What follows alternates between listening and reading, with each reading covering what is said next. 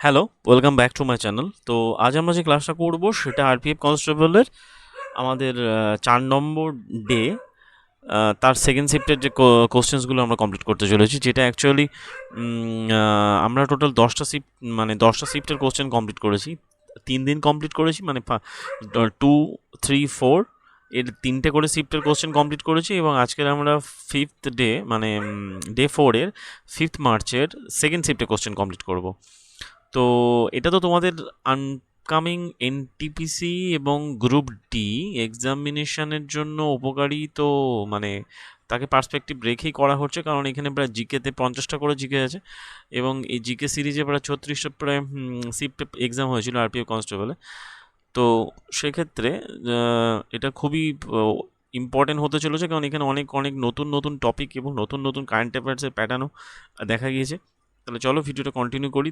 First question চলে আসছে, hooks ল। বলা হয় হুকের নিয়ম বা হুকের নিয়ম actually Hooke's law establishes the relationship between which two physical quantity in elastic material।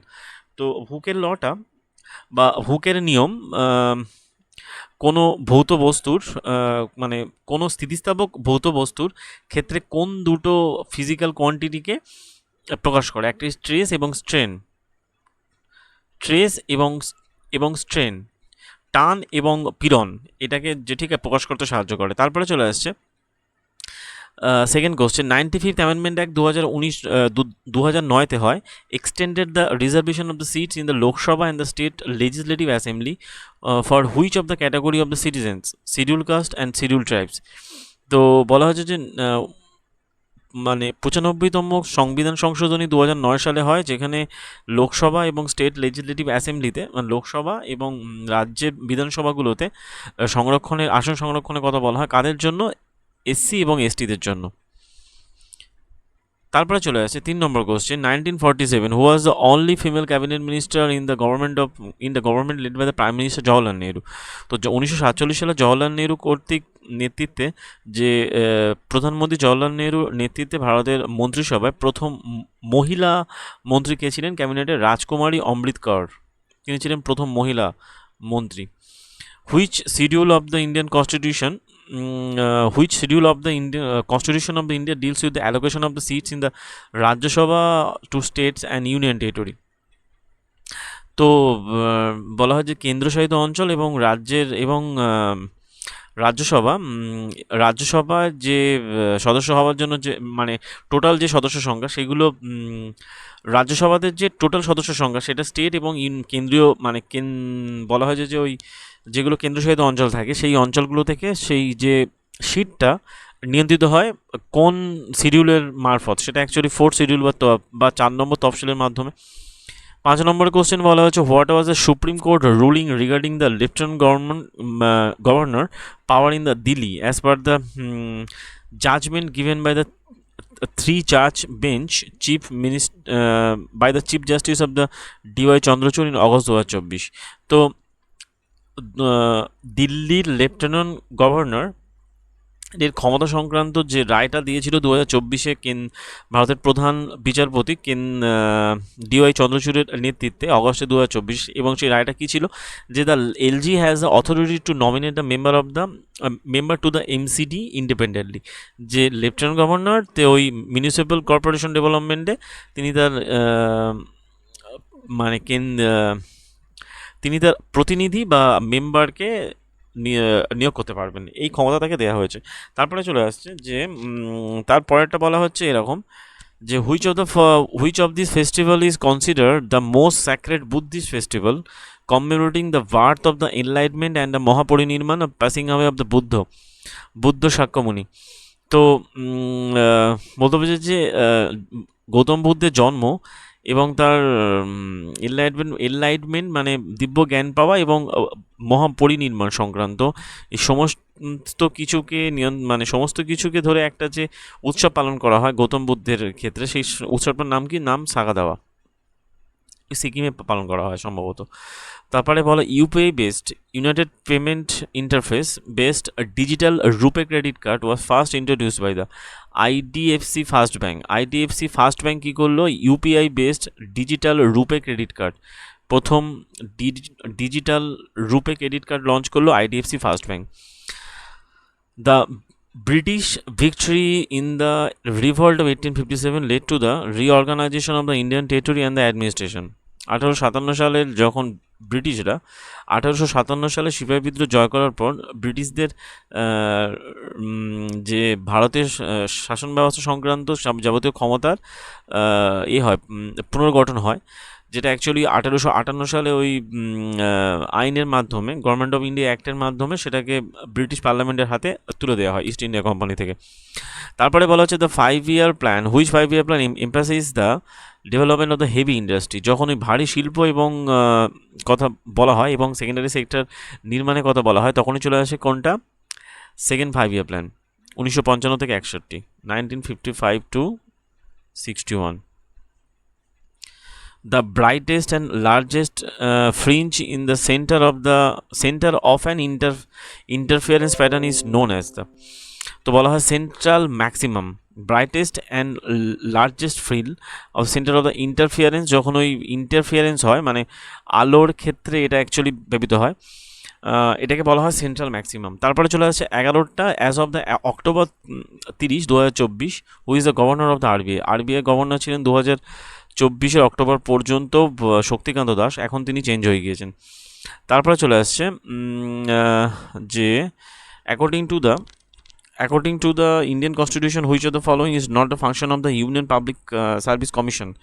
তো ইউনিয়ন পাবলিক সার্ভিস কমিশন সংক্রান্ত কোন তথ্যটা এক্ষেত্রে সঠিক নয়? To advise the selection of the post high diplomatic nature, না, এদের কাজ হচ্ছে actually UPSC union public service বা যে কোনো পাবলিক সার্ভিস কমিশনের কাজ হচ্ছে পরীক্ষা কন্ডাক্ট করা, বাট নিয়োগটাকে কমপ্লিট করে কে, নিয়োগ কোন পোস্টে কে নিয়োজিত হবে সেটা ঠিক করে যেরকম যে মিনিস্ট্রি বলা হয় কেন্দ্রীয় সরকার বা সেই গভর্নমেন্টের রাজ্য সরকার, মানে তার পোস্টিং থেকে আরম্ভ করে। Which of the following state has the lowest legislative assembly strength of 32 member?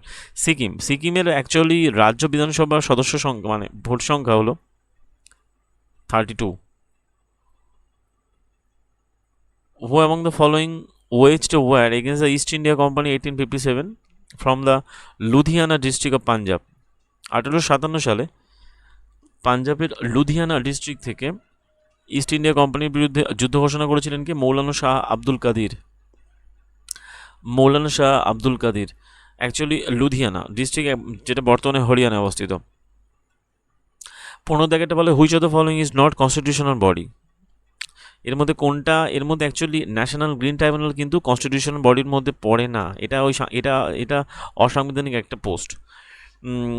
তারপরে বলা হচ্ছে যে in the early Vedic period the varna system was based on the, বৈদিক যুগে প্রথমের দিকে বর্ণ ব্যবস্থাটা পেশার উপর ডিপেন্ডেবল ছিল, যে পেশার সাথে কানেক্টেড তাকে সেই বর্ণের উপর মধ্যে পড়তো। অ্যাডিয়াবেটিক প্রসেস বলা হয় রুদ্ধতাপ পদ্ধতিতে। Compression of the ideal gas, একটা আদর্শ গ্যাসের যখন সংকোচন হয় তখন কি হয়? টেম্পারেচার বৃদ্ধি পায়। অ্যাডিয়াবেটিক মানে বলা হয় রুদ্ধতাপ পদ্ধতিতে। যাই হোক, তারপরে চলে আসছে 18 দাগেরটা, অ্যাকর্ডিং টু দ্য WPI মানে world intellectual property indicator 2024 report অনুযায়ী, what is the rank of the global in the terms of the patent with 64,480? Actually ওই ওয়ার্ল্ড ইন্টেলেকচুয়াল প্রপার্টি ইন্ডিকেটার অনুযায়ী বলতে পেরেছে যে ইন্ডিয়া, ভারতের র্যাঙ্ক কত? সেটা হলো 6 নম্বরে রয়েছে এই প্যাটেন্টের এদিক থেকে। According to the economic survey of the India 2023-24, which is the largest cotton producing state of the India? দেশের সবথেকে বেশি পরিমাণে তুলো উৎপাদন হয় কোন রাজ্যে? সেটা Gujarat. Which of the following religious literature was not written by the Goswami Tulsidas? এর মধ্যে কোনটা অ্যাকচুয়ালি কোন অপশানসগুলো ছিল? তো সুর সরবলি, এটা অ্যাকচুয়ালি তুলসী দাসের লেখা নয়। Which organisation provided financial support to India during the 1991 economic crisis? তো IMF বলতে পারছি which organisation provided financial support. তো ভারতে 1991 সালে যখন অর্থনৈতিক সংস্কার হয় তখন IMF ভারতকে অর্থ সাহায্য করে এই ক্রাইসিস থেকে সাহায্য করেছিল। Many gums are used in the food industry, thickening agent or emulsion stabiliser it mainly content. যে গামস বা খাবারের মানে খাবার শিল্প বা খাদ্য শিল্পে যে সমস্ত খাবার মানে যে পরিমাণে গামসগুলো ব্যবহার করা হয় সেগুলো কী জাতীয় হয়ে থাকে? সেগুলো পলিস্যাকারাইডস হয়ে থাকে, মানে বহু শর্করা হয়ে থাকে। What is the tenure of the Vijay fixed deficit deficit scheme, Vijay fixed deposit scheme introduce by the RBL bank 2024। তো আরবিএল ব্যাংকের দ্বারা বিজয় ফিক্সড ডিপোজিট স্কিমের সময়সীমা কত? 500 দিন। India's first helicopter ambulance service project ও লঞ্চ অন দ্য 29 অক্টোবর 2024, সেটা কি নাম? সঞ্জীবনী। তারপরে চলে আসছে 25 বলা হচ্ছে যে who among the following propagated the motto back to the Vedas. তো ব্যাক টু দ্য বেদাস এই কথাটা কোন সন্ত বলেছিলেন? তিনি হলেন স্বামী দয়ানন্দ সরস্বতী। তিনি আর্য সমাজ প্রতিষ্ঠা করেছিলেন কত সালে? 1875-এ। What does the globalisation of the primarily involve? তো বিশ্বায়ন যে ব্যাপারটা বলা হয় যে এক্ষেত্রে প্রাইমারিলি ইনভলভ হয়েছে কোনটা, কোন ক্ষেত্রে? Integration of the world economy through the trade, technology and investment. বিশ্বক্ষেত্রে সারা বিশ্ব জুড়ে ট্রেড, টেকনোলজি, ইনভেস্টমেন্টের ব্যাপক বলা হয় যে প্রসার ঘটেছে, ঠিক আছে।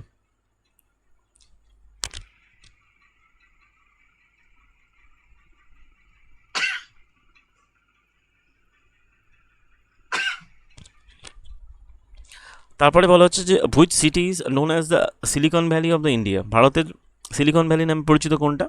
সেটা হলো বেঙ্গালুরু, অবস্থিত কোথায়? কর্ণাটক রাজ্যে। What is the main benefit of the name look up facility introduced by the reserve bank of India for RTGS and NEFT system? তো ভারতে আরটিজিএস এবং এনইএফটি সিস্টেমের দেখাশোনা করতে রিজার্ভ ব্যাঙ্ক কোন প্রসেসের মাধ্যমে করে? Verification of the beneficiary name to reduce the error and fraud. Which of the following statement are correct? বলা হচ্ছে যে এখানে ওই স্টেটমেন্ট 1-এ বলা হচ্ছে rain bearing system originating in the Bay of Bengal cause rainfall over the plains of north India. আর সেকেন্ডে বলা হচ্ছে যে Arabian sea rain bearing system bring rain to the west coast of the India. Both statement actually এখানে যে ঠিক আছে যে দুটো স্টেটমেন্টই ঠিক, কারণ বে অফ বেঙ্গলে যেটা নিম্নচাপ সৃষ্টি হয় তার জন্য উত্তর ভারতে বৃষ্টি হয়, আর আরবিয়ান সির জন্য সেটা পশ্চিম উপকূলে বৃষ্টি হয়। তো when did the Mahatma Gandhi leave to India to participate the second round table conference? 1931, 1931 সালে। অ্যাকচুয়ালি কংগ্রেস একটা সেশনেই অংশগ্রহণ করেছিল, সেটা হলো সেকেন্ড রাউন্ড টেবল, একটা রাউন্ড টেবল বৈঠকে অংশগ্রহণ করেছিল। হু among the following thinkers introduce the human development index the first time 1990? Mahbubul ul Haq, তিনি একজন পাকিস্তানি ছিলেন যিনি এই মানব উন্নয়ন সূচকের কথা বলেছিলেন, তার জন্য তিনি নোবেলও পেয়েছিলেন। When did the Pratibha Patel assume the office of the president of India became the first woman president to hold this post? Actually 2007 সালে দেশের প্রথম মহিলা রাষ্ট্রপতি হয়েছিলেন কে? প্রতিভা প্যাটেল। তারপরে চলে আসছে the economy of the Harappan civilisation was primarily based on the, হরপ্পার যে অর্থনীতি ছিল সম্পূর্ণভাবে কৃষিকাজ এবং ব্যবসা বাণিজ্যের উপর নির্ভরশীল। What was the major outcome of the green revolution of the India? Green রেভলিউশনের ফলে ভারতে যে যার ফলাফল এসেছিল কীরকম, যে ইনক্রিজ দ্য ফুড সিকিউরিটি, ভারতে ফুড সিকিউরিটি খাদ্যের যে ওপর নির্ভরতা ভারতে বাড়ে। Which of the following statement is true regarding the lending rates of schedule commercial bank? September 2024 India.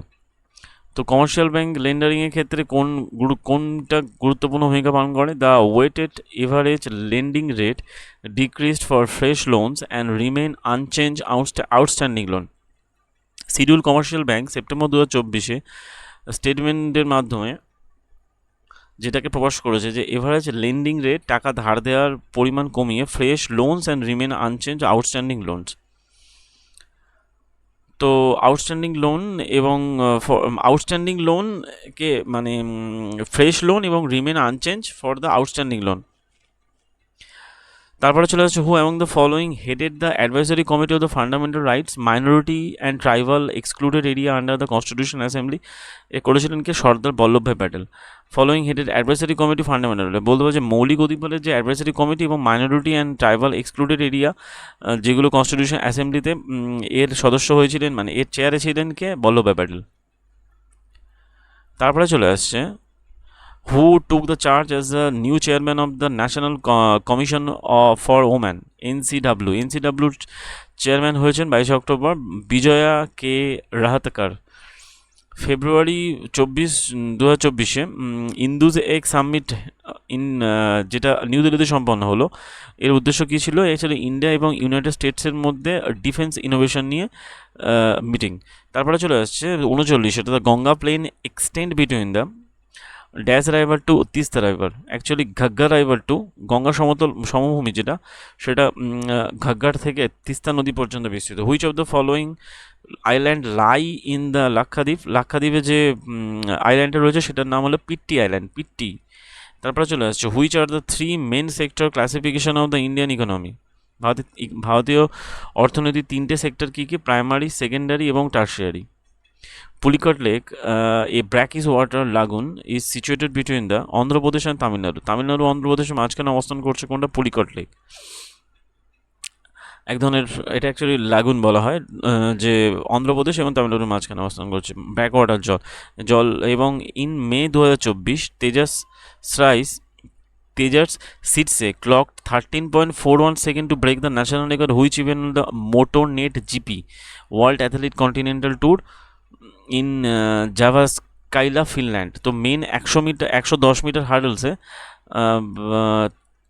ভারতের তেজাস সিটসে তিনি ওয়ার্ল্ড রেকর্ড ভেঙেছেন। তারপরে বলা হয়েছে in India rabi crop sown from the, rabi শস্য চাষ করা হয় মানে রোপণ করা হয় ভারতে অক্টোবর থেকে ডিসেম্বর মাসে, এবং মার্চ এপ্রিল মাসে ফসল তোলা হয়, এপ্রিল মে মাসেও বলা যায়। তারপরে বলা হচ্ছে Y is equal to 10⁻x/z, এখানে x as the unit of the centimetre, the unit of the Z will be কত? অবশ্যই সেন্টিমিটার হবে। XY Z এর ইন্ডিকেটার যেখানে বলা হচ্ছে সেখানে একে অবশ্যই সেন্টিমিটার হবে।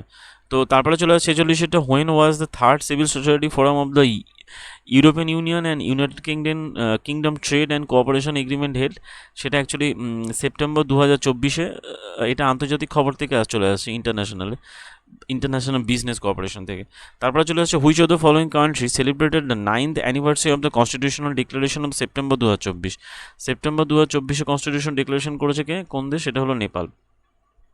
তারপরে বলা হচ্ছে the 7th amendment act of the Indian constitution 1956 primarily dealt with the reorganization of the states based on the what criteria? সেটাকে বলা হয় লিঙ্গুইস্টিক বেসিস।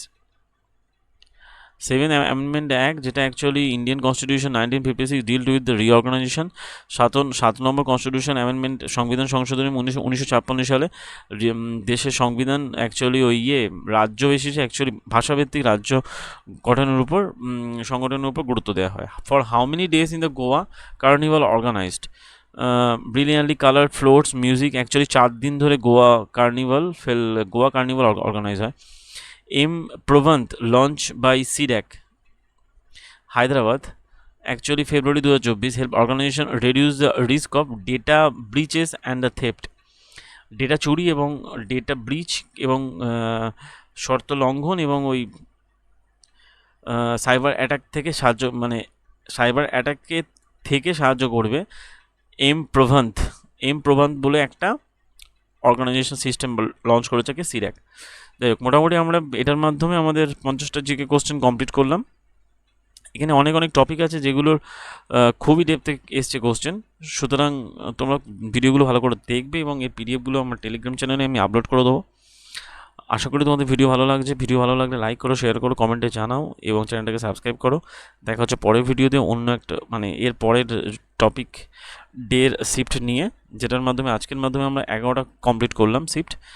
তাহলে আর মোটামুটি আমাদের 25টা মতো শিফট বাকি আছে। ওকে, তাহলে আপাতত ভিডিও এই পর্যন্ত। Thank you.